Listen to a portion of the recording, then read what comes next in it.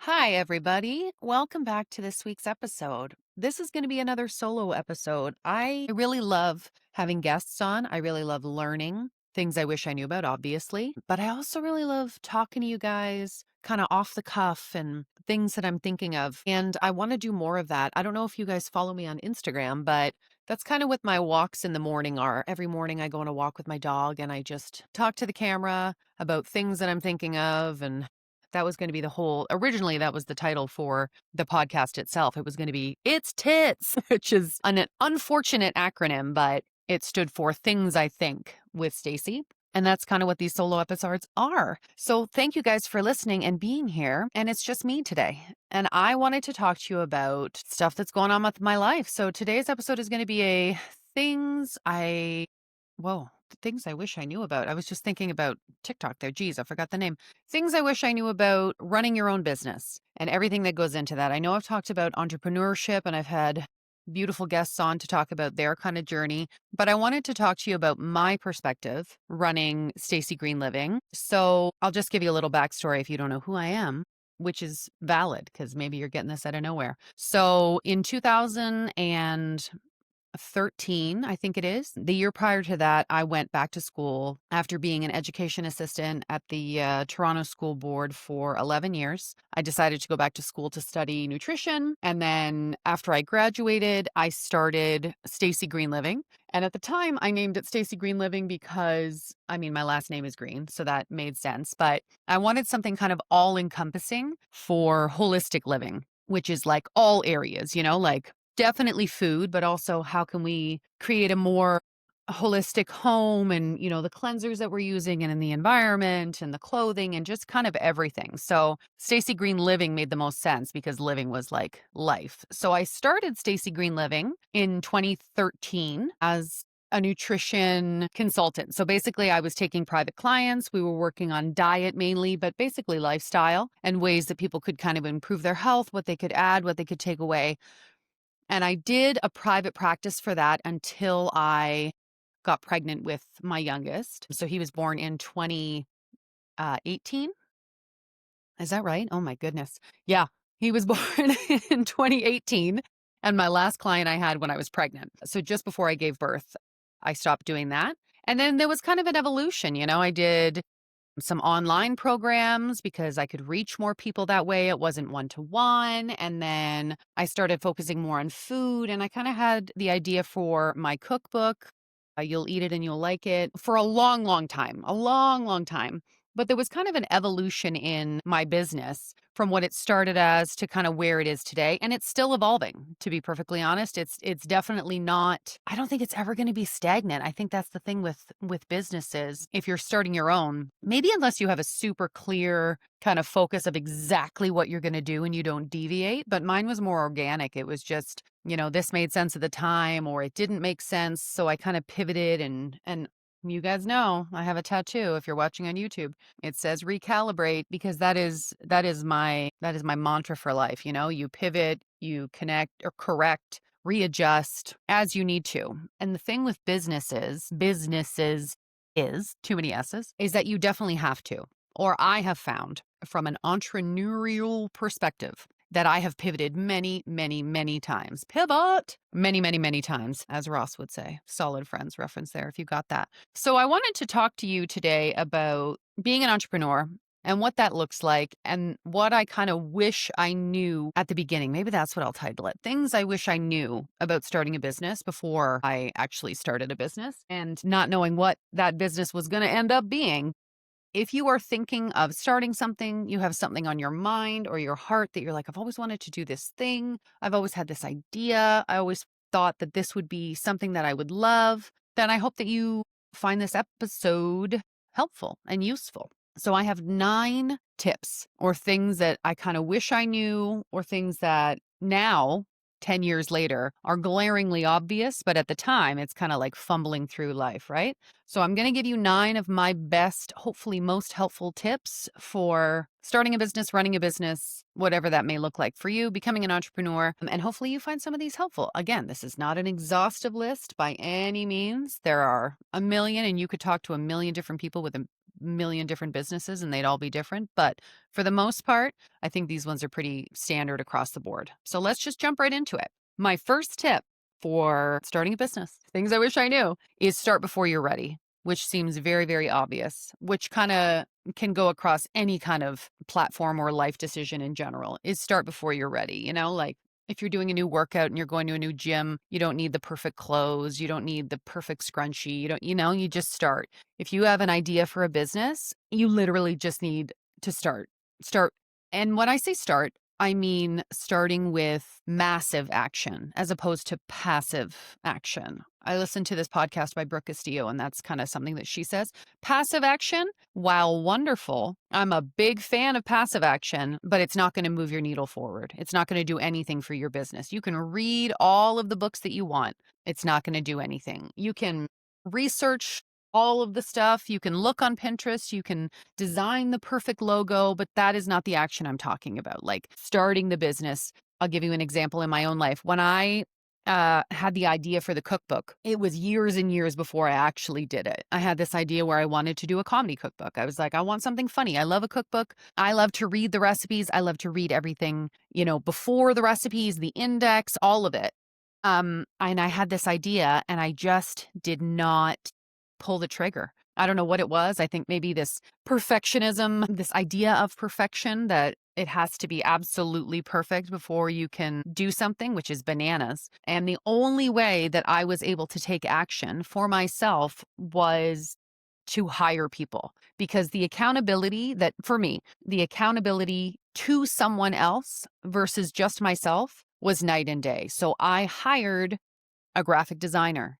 I hired a photographer, and I hired an editor, because once I had people on payroll, once it was bigger than me, once there was skin in the game, then it was like, okay, now we got to go. I always say it's like I pushed a boulder down a hill and I started to run after it. I didn't know where it was going to land. I didn't know how many times it was going to bounce or what was going to happen, but I knew that I had other people. I was beholden to other people, and that changed the trajectory for me. It was serious then. And if that's something that you need to do, whatever the business is that you're thinking, maybe you are designing clothes, maybe you need to consult a seamstress, or, maybe you want to create an app, maybe you hire a designer, whatever it is, just start though. Just start with one thing and then that's it. There's so many amazing quotes, like what's that one where it's like, you don't have to see the whole path. You just have to see, or you don't have to see the whole staircase, just the first step. Literally, as you step, it's like driving through fog. As you drive, the road appears. It's the same thing for business. You just need to start, and it doesn't have to be perfect, and you don't need to know where the finish line is going to be. You'll find out as you go. So tip number 1, pretty obvious, but start before you're ready. Tip number 2, which goes perfectly in, I've written these all down on a piece of paper here. I wish this was just from my memory. It's not. Tip number 2, done is better than perfect. This was a real hard one for me to learn at the very beginning, because I thought everything had to be perfectly curated. I thought my online courses had to have the perfect graphics, or absolutely, the right color scheme and the logo. And in hindsight, none of that mattered. None of it was necessary, right? Like, I was so stunted by my own idea of perfection, this idea of perfectionism, that I was just frozen in inaction. But now maybe I could lean a little bit the other way, but now I understand that done. Let's take social media, for example. You should absolutely put up that imperfect reel. If you created a reel, if you took 10 minutes, you put some stuff together, you slap a little thing on it, put it up. The reality of the situation is that that's going to last in someone's feed for 8 seconds, and then they're going to scroll by. And if you spent hours on that reel with the perfect song and you edit it just so, and the captions and the na, it's wasted effort. Your time is your currency. Your energy is your currency. Just be done. The message can still come across, and it's up there, right? It's far better that people see a slightly imperfect ad that you created, or hey, here's this recipe. Listen, even right now, full transparency, guys, I'm having a pretty miserable Stacey day. The weather's shit, could be hormones, who knows? I don't look cute. If you're on YouTube, this is not cute. I'm in my comfy pants and my regular shirt with my glasses, but I'm doing it, right? It's like, I don't need to have my hair perfectly done, my makeup perfectly done, all of the stuff ready. Like I have bats on my walls because it's almost Halloween. And you're still going to get this podcast because I have committed to doing this once a week, and that's how it goes. It will be done. Will it be perfect? Absolutely not. Could I look cuter? Hundo P. When I want to, I can really do it up, guys. Today's not that day because I have a goal. I just got to get this done, and I want it to be valuable, and I want it to be something that is helpful. But my aesthetic in this case right now is not what's critical, right? Done is better than perfect 100% of the time. You know the saying, C's get degrees. I'm speaking to that personally, but it's true. Done. Just get it done. Start. Get it done. You can always edit. You can always go back and edit. You can always tweak as you move forward. Or you're like, oh, I didn't like that. Maybe I do want to be cute going forward.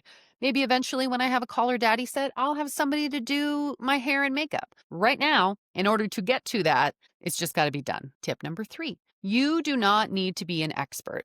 You absolutely do not. Is it helpful sometimes? Sure. If you have some schooling, listen, if you are giving legal advice, you should probably be a lawyer. If you're doing surgery, you should probably be a doctor. If you are in my situation here and you're giving people recipes, I don't think you need to be a chef. I base my life off of Ina Garten. Guys, if you don't know who Ina Garten is, I don't know how you're listening to this podcast. She is a gem, my shining star. But she also identifies as a home cook because she is not a classically trained chef. Are her recipes delicious? Absolutely. Did she have a store where she made food every day and sold it and created her own recipes? Absolutely. She doesn't need to be an expert because she's an expert in what she does, right? The recipes that are in my cookbook, I am an expert on because I've been making them my whole life. They are from my childhood, The jokes that I'm telling, I feel pretty confident in. You don't need to have all of these accolades to think that your opinion isn't valid. Experience, life experience, things that you're good at, way outweigh, schooling a lot of the time. Not a lot of the time, but it definitely can. Let's say you're, I don't know, a fashion designer. You make clothes in your basement. Does that matter that you didn't go to school for that? Does it matter that you created these patterns yourself and fumbled your way through your first 50 dresses and now you've done something beautiful? No, it doesn't. You don't need to be an expert to create a product that people love, right? They love it because you are giving it to them and you are being authentic and you are, you're selling them yourself. It doesn't have to be I'm making quotes, I'm making air quotes. You don't have to be an expert in terms of like schooling and credentials to be successful. Again, I'm not talking about surgeons. I definitely want you to be an expert if you're cutting me open. That's all I'm saying. Number 4, this is one that the longer I am on social media, the more relevant it becomes. Real connection beats big numbers every single time. Every single time. I have a fairly large, a mediocre following on TikTok. I have just under 400,000 followers on TikTok, which sounds like a big number. There's a lot of people with millions, but it's a modest number. And I tell you what, I don't know any of those people. I don't know any of those people. That is not my primary audience. It's impressive on paper to have a large number. I love that people followed me, thought I was funny enough or what I was posting was valuable enough that they followed me, but that's not where my real connection comes from. My real connection would be on Instagram if we're talking about social networks where I have a far fewer followers. Smaller following. There, that's better. A far smaller following. It's like 12,000. But that 12,000 is engaged. They are people that talk to me. I talk to strangers in my DMs all day because that's where they're building connection. That's where I think I'm more authentically myself when I do those stories in the morning, like you get to see actual Stacey. This is what I am like in real life. That is where the connection comes from. So if I say, hey, there is this cleanser that I love truly, and I've been using it, or hey, I just bought this spray from Sage. It's Sweet Sheets, not sponsored, but this is what I use, whatever. My audience knows that I'm not full of shit. They know that I like it, Whereas on TikTok, they're buying my audience. Companies are buying for big numbers, Like real connection is going to be far more successful. If you have a group of people who love what you do, who appreciate what you say, who know who you are authentically, you're going to be far more successful. I really love business podcasts. That's kind of like my jam.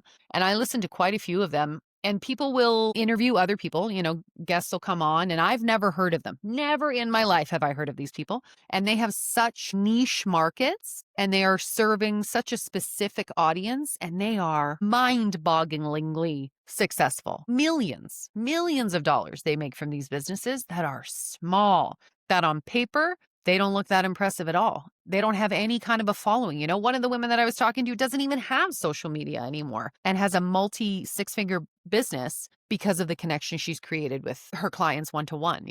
So you don't need to worry about not having a huge following. I had an idea of what kind of success looked like. And it was like, when I reach this, I will. When I hit this number, I will. When I hit 1 million followers, I'm going to. But will I? I don't know. I don't think that it changes that much. I will have hopefully kind of a core connected audience, and maybe it'll be a huge number and maybe it'll continue to be something modest. But that's really where, if we're speaking from money, but like that's really where the monetary value. I don't want to whittle this down to kind of monetary, but that's where the success is with a connected audience, no matter the size. So don't get discouraged if you don't have a big following. If you consistently show up, you're going to find your people. And maybe your people aren't 10 million, but that's okay too. Because that's when they start commenting about your birthmark. And who wants that, guys? Who wants that? If you know, you know. Okay, next. When you're starting your own business, poof, guys, I'm still in this 10 years in. But when you are starting your own business, you are going to do everything yourself at first. You need to be prepared to learn and to be uncomfortable learning. This is again, Stacey speaking from Stacey perspective. I am not a technologically gifted woman. Can I do it? Absolutely. Do I want to? Hard no. But I'm not in a position to have a payroll where I have 3 VAs, a personal assistant, somebody who's building my website, somebody who's, I'm not in that to pay a team. So when you are doing, the beginning nitty gritty stuff in your business, it's going to be you. You are going to watch many, many YouTube videos. Thank God YouTube's free, honestly, because I would have nothing. I literally was just before I started recording, I was watching a YouTube video about AdSense and Google and Squarespace. And listen, do I want that in my wheelhouse? Nope, I sure don't. However, this is where I am in my business. So you're going to learn things. You're going to learn about funnels and payment portals and websites and newsletters and all of these things because that's just the reality of the situation. And maybe you're in a very different situation where you have a little bit of extra income and you can invest in these things, and that's wonderful. But be prepared. Be prepared. Businesses often do not start making money immediately, and you're going to be doing a lot. You're going to be mailing out your stuff. You're going to be updating. It's just going to be you. And that's okay because that is the work of the business. If you truly love what you're doing, then you're going to be able to do it. If you truly love your business and believe in it, and maybe it's not a physical product, but you know what I'm saying? Like maybe you're not mailing things out like me, but you're going to be doing a lot of it yourself. And that is just the nature of the beast. So you need to be prepared to kind of be all hands on deck, which is kind of the tricky part about a side hustle, again, quote unquote. If you have a full-time job and then you're trying to start something else, it can feel overwhelming, but that needs to be part of your kind of mindset. Like, this is how it is. It doesn't have to be like this forever, but at the beginning, you are going to be a Jill of all trades, and that's okay. Because listen, I also have quite a bit of knowledge now that I didn't have. And later, when you are able to hire someone, you can tell them exactly what you want because you know the back end of it already. So that's not too shabs. Okay, what are we on now? I think we're on number 5. Okay. Number 5, the first few years of your business, you're probably going to have no idea what's going on. Just accept that fact early on. You are going to pivot and recalibrate and readjust and not know anything. You are throwing spaghetti at the wall. You are figuring it out. Even something as simple, again, personal story. When I started doing my mailing out of all of my cookbooks, the amount of envelopes that I had to go through to find the one that works. I mean, it wasn't that much, but it was like 3 different sizes, 3 different sized envelopes. This doesn't work. This works. How do I do this postage? I don't want to mail it through Canada Post because it's too expensive. I need to source out different agencies that'll, I don't know what's going on, but you figure it out as you go. And you're not going to know what's going on until you know. You can't possibly know the things you're going to need until you're in it. And that's just kind of like a metaphor for life, right? So be prepared to have no idea what you're doing. And that is totally fine, because as long as you're moving, as long as you're taking massive action, as long as you're having like moving forward, tangible steps, markers that you can kind of see progressing, then that's all that matters. And there's no wrong. There's no wrong here. I mean, you're going to be able to answer that for yourself, but I think you need to kind of get past the idea that this is exactly how it's going to go. You know, I'm going to start my business and it's going to be a linear trajectory to success. However long that takes, that is not the reality of the situation. You're going to weave and bob and duck and spin around and lose 5 points and go back to start and whatever. And that's just how it is. You're still making moves. And listen, lateral moves are not bad either. Even if your moves aren't always forward, if it's a lateral move, but it's with intention and there's purpose, that's cool. You're still moving. Be prepared to not know what the hell you're doing, but still do it anyway. Okay, we got 3 more. Guys, I like talking to you. I like talking to you by myself sometimes. It's not too shabs on my end either. Okay, this next one, again, kind of goes back to the digital, technical, blah, blah, blah, blah, blah. You kind of want to put things in place before you need them, you know, like, so maybe this is something you have an idea. I don't know. I'll go back to clothing. Maybe you have an idea for a sweater band.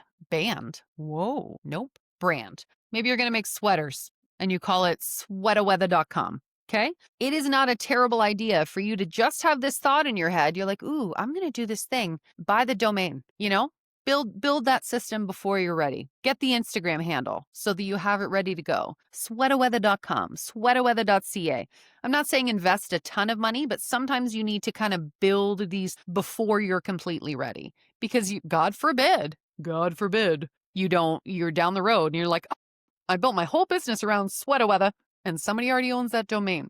So sometimes you need to build things before you're ready. Create a funnel before you're ready. Look up Google Ads or AdSpace, all of the behind the scenes stuff. You could work on a website before you launch it, you know, have your website kind of ready to go so that when you are ready to go, you can just hit publish. So sometimes it's not a terrible idea to have systems in place ahead of time. Build before you're ready so that you're a tiny bit ahead of the game. You don't have to have everything, again, done, not perfect. Just get the domain name, put it in your pocket. I have so many domain names in my pocket on the hypothetical one day that I'm going to do this thing and I want to and I want to have the website. Not a bad idea. It only costs like $6.99, you know? So sometimes build what you need before you're ready so that when you are ready, you're good to go. This is a little bit of passive action, and I know that I told you that was a terrible idea, but it's not a bad idea to understand what a ClickFunnels is, to understand, do you even want a newsletter? Do you like those things? You know, like that kind of stuff. Ask yourself those questions and build the tiny bit that you can before you need it. I wish I did that. I wouldn't have changed over to Squarespace, I'll tell you that. I tell you what, would have kept it on WordPress. Anyway, that's a Stacey problem. So the second last one here is say yes, but not to everything. And what I mean by that is that at the beginning of your business, what have you, there are going to be opportunities that arise that you're going to want to jump on. You're going to be like, yes, I got to get myself in front of this audience. I need to be at this book fair. I need to go to this conference. I need to talk about this product. You're going to be presented with situations and scenarios that you think you need to say yes to, because it's a little bit of a scarcity mindset, right? Like, if I don't do this now, what if it never happens again? And at the beginning, I said yes to a lot of stuff, many, many things that now I know, right? I did a lot of kind of book fairs, and in hindsight, it wasn't worth it. It wasn't worth it for me to drive all the way, you know, to Hamilton or whatever. Book fairs are not the thing that works for me. So now when I get offered a book fair, it's a no for me. Thank you so much, whatever. But I did at the time, you know, there are certain things I get offers to partner with different brands that don't align, right? Like, people are they're throwing their own spaghetti at the wall and reaching out to whoever. So now I'm in a position where I'm like, no, that doesn't work for me. That doesn't make sense for me. It doesn't make sense for my audience. I don't believe in that. I'm not going to talk about that brand, you know? But before, maybe I would have considered it, right? Like, you can see at the beginning how it's shiny and you're like, oh, this is how I'm going to build. Getting in front of eyeballs. Yes, but you do want to get in front of eyeballs, but You don't want to get in front of eyeballs that are never going to become your customers. Like, I'm not going to partner with I don't know, a motorsports company because realistically, that's not going to be something that makes sense for me, you know? If a wooden spoon company came up to me and was like, "Hey, we want to make a Stacey Green Living wooden spoon," I'd be like, "Holy shit, my dreams are coming true. Yes, please, I will do that." But that makes sense for me and for my audience. So you definitely want to say yes to things, and you can say yes to things that are slightly outside of your comfort zone. And maybe things that you're like, I'm not sure, but it kind of makes sense, but not to everything. Like, I've done book panels at the time when I was like, I don't know if this makes sense for me. I'm not really sure. And then once I did it, I was like, that turned out wonderful, actually. Like, that ended up being a really great experience. But there was alignment there and made sense for me at the time. You definitely want to or say yes to things that maybe scare you a little bit, but they're still in alignment. So as long as what the things that you're saying yes to, the opportunities, the partnerships, as long as those are aligned and authentic and they make sense for you, say yes, but don't be afraid to say no because it's just making room for something that makes more sense for you and your brand. You know, like your no is not, it's not the final, like, that's it. I'm never going to get another offer again. Not at all. If it makes no sense for you, if it doesn't feel right for you or your business, just say no. Be prepared to say yes to a lot of things, but also don't be afraid to say no. Was I confusing? Did that make sense? It made sense in my head. Okay, and my final one, loving these quick little episodes. Number 9, you need to be prepared to define your own personal idea of what success is. So, for the most part, if you're starting a business, money is how we measure success, right? As a society, money is the measure of success. How much can I make? How quickly can I make it? Now I've really made it in life. If I have money, that's it.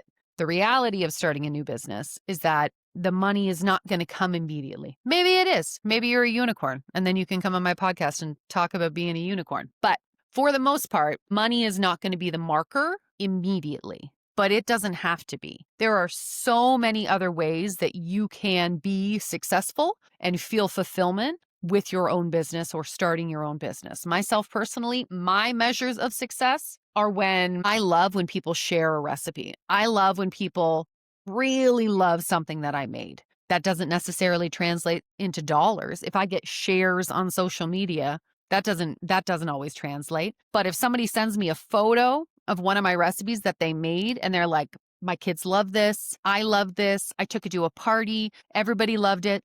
That is a huge marker of success for me. I love it. Another measure of success for me is that I can pick my kids up from school. You know, I have the freedom to work from home on the things that I choose, to dream as big as I want to, but still go and pick my boys up from school. You know, which that is a huge marker of success for me. What a beautiful gift and a blessing that my career business job allows me the freedom to kind of create my own schedule. So what does that look like for you? You know, like what maybe you booked, I know this is money, but maybe you booked your own vacation. Maybe you were able to put away an extra couple $1,000s by yourself from your business so that you could have your vacation paid off, you know? Maybe you get to buy the 3-ply toilet paper. Maybe that's your level of success. Maybe your success is that you can work out at home. You have the time to work out at home because you created a business that you set your own hours.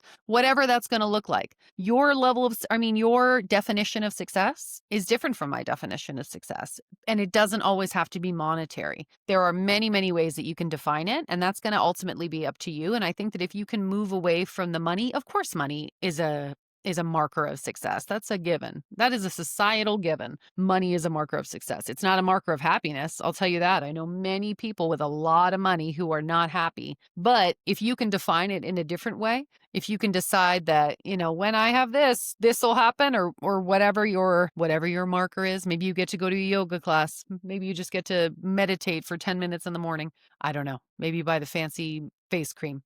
But whatever your marker of success then that's going to be the thing that's going to keep pushing you forward. As long as it's not something that makes you feel, if you're focused only on the money, I promise you it's not going to make you happy. It definitely helps. I'm not delusional. Like, money doesn't solve all problems, but it definitely helps and it definitely gets rid of a bunch of stressors. But even if the money comes, you're still going to have the stressors in your business. So if you can define what success is going to look like for you, a successful business and a successful life, then I think you're going to be miles ahead of the game and feel far better about your progress when it is not super linear and when it is not speedy.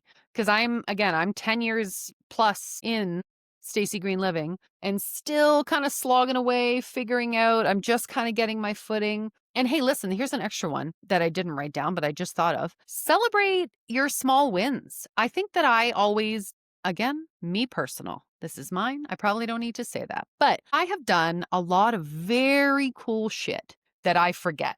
You know, there was a time, let's say 3 years ago, when if you told me that I was going to be a regular on morning shows in Toronto, I would have died. I would have keeled over and died from the joy and the excitement of it. That would have been the pinnacle, the coolest. And now that I'm here and I do it and I am a regular, it's like it kind of becomes the norm, you know? Like you forget to really celebrate. That's really fucking cool, Stacey. Like that is super cool that you get to go on these shows and you love TV and you love to entertain. And I do. Like I went to school for theater. This is what I love to do. And the fact that I get to do it, so cool. So don't forget all of the little wins on the way. Sometimes I was talking to Lauren last week when we were talking about her business. I said, sometimes you got to Google yourself in a positive way to be like, oh yeah, I did that article. I did that podcast. I had that thing, because it's like you'll hit a milestone and think, what's next? You hit a milestone and you're like, okay, what's bigger? What's better? Instead of kind of just being like, wow, that was super cool that I got to do that thing. Good for me. What a little success marker that was. That's a little bonus one there. That's a 10. Round it out to a sweet little number 10. Celebrate whatever little win that you get. If you manage to put out a newsletter, your very first newsletter, you publish that baby and it goes to 7 people, good for you. Good for you. Everybody starts there with 7 people. And if it's only your family and not one of them opens it, whatever. You still published it. You still sent it out. What an incredible moment for your business. Celebrate the small stuff too, because it compounds and then it ends up being big stuff, which ends up being a successful business, which ends up being a successful life. So those are my tips for you today. Another little sweet little solo. It's tits with me. I hope this was helpful for you. If it was, please share. I'm sorry if you're watching this on YouTube and you see my not cute glasses, but what? Done is better than perfect. I will be back next week. Thank you so much for listening to this week's episode of Things I Wish I Knew About. Now you know, and I'll chat with you guys soon.